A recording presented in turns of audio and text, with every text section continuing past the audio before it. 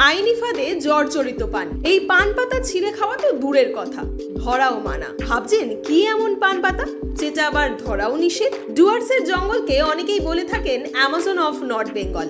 এর অন্যতম কারণ আজও বেশিরভাগ পর্যটকদের কাছে ডুয়ার্সের জঙ্গলের বহু সম্পদ সম্পর্কে অজানা, যার মধ্যে অন্যতম গভীর জঙ্গলের জংলি পান। ডুয়ার্সের গরুমারা, লাটাগুড়ি সহ বিভিন্ন ঘন জঙ্গলের ভেতরেই মেলে এই জংলি পান। আর এই পান নামে জংলি হলেও স্বাদে কিন্তু চমৎকার। 90-এর দশকের পর এই লতা জাতীয় উদ্ভিদ সহ অন্যান্য বহু কিছুই বন আইনের মধ্যে অন্তর্ভুক্ত হয়। সেই থেকেই জঙ্গলের জলা জায়গায় আপন খেয়ালে বড় বড় গাছ বেয়ে উঠে যাওয়া জংলি পানের ওপরও বসে নিষেধাজ্ঞার খাড়া। এই জংলি পাতা তথা পান খেতেন বন বস্তি এলাকার বাসিন্দারা। এমনকি পড়শি দেশ ভুটানেও পাড়ি দিত এই পান। এই পান বিক্রি করে এবং ভুটানে রপ্তানি করাই ছিল এলাকাবাসীদের প্রধান জীবিকা। পাশাপাশি গরুমারা জাতীয় পার্কের এক প্রাক্তন কর্মীর কথায়, আগে জঙ্গলে ডিউটি করতে যাওয়ার সময় বাড়ি থেকে শুধু চুন আর সুপারি নিয়েই রওনা হতেন তিনি।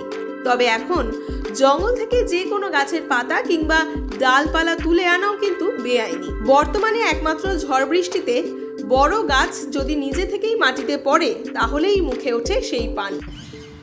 এই পানটা যাইতো কোথায় আগে? এই যাইতো এখন ফুলছিনি ভুটান। ওইদিকে কি চাহিদা বেশি? ওইদিকে ওই ভুটিয়ারা নিয়ে যাইতো। আগে তো আমাদের সরকার তো এখন ডিপার্টমেন্ট আগে তো জানতো, কিন্তু ধরাধরি কোনো নাই। এখন তো নিষেধ। হ্যাঁ, এখন তো আর ওয়ারলেপ হয়ে তো আবার ওই সবে আর কি বন্ধ হয়ে গেল। এলাকার লোকরা খায়, এখন জঙ্গলে গেলে কত খাবে। হ্যাঁ, একটা গাছের আপনার 100 লোকও খাইতে পারবে না, শেষ হবে না। বনবস্তি বা বস্তির লোকরা খায়, এখনো খায়। সবাই খায় না, যে পান খায় অভ্যাস লোকটা ও খায়। আপনারা কি বলেন এই পান?